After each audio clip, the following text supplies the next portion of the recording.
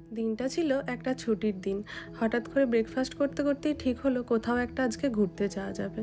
তো ঘুরতে যেই না ভাবা সেই অমনি কাজ। তারপর ব্রেকফাস্টের পর তাড়াতাড়ি লাঞ্চ সেরে নিয়ে চলে এলাম। এই জায়গাটি আমার বাড়ি থেকে ১ ঘন্টার দূরত্বে ছিল। এই যে খুব সুন্দর হকিন্স হিলসটা, এত সুন্দর চারিদিকে গাছপালা দিয়ে ঘেরা, এসে দেখে সত্যিই খুব মনটা ভরে গেল। যেন প্রকৃতি তার অপরূপ শোভা এখানে মেলে ধরেছে। তাই তো এখানে আমেরিকানরা দেখলাম তাদের বাড়ির ছোট ছোট বাচ্চা, পোষ্য, বন্ধু-বান্ধব সবাইকে নিয়ে এই জায়গায় ঘুরতে এসেছে। আমিও ওই ঝর্ণাটার কাছে গিয়ে একটা ছবি তুলে নিলাম। কি সুন্দর স্বচ্ছ জল, এত সুন্দর লাগছিল, আর জলায় হাত দিলে খুব সুন্দর ঠান্ডা লাগছিল এত গরমের মধ্যেও। কারণ এখন বেশ গরম আমেরিকাতে, যেমন ঠান্ডা বরফ পড়ে সেরকম গরমও পড়েছে। কিন্তু গরমকে উপেক্ষা করেও সবাই কিন্তু বেরিয়ে গেছে, কারণ বরফের মধ্যে এই জায়গাগুলো বেশিরভাগই বন্ধ থাকে, কেউ ঘুরতে পারে না। তো মোটামুটি ৪-৫ মাস সবাই প্রায় ঘরবন্দি হয়ে থাকে।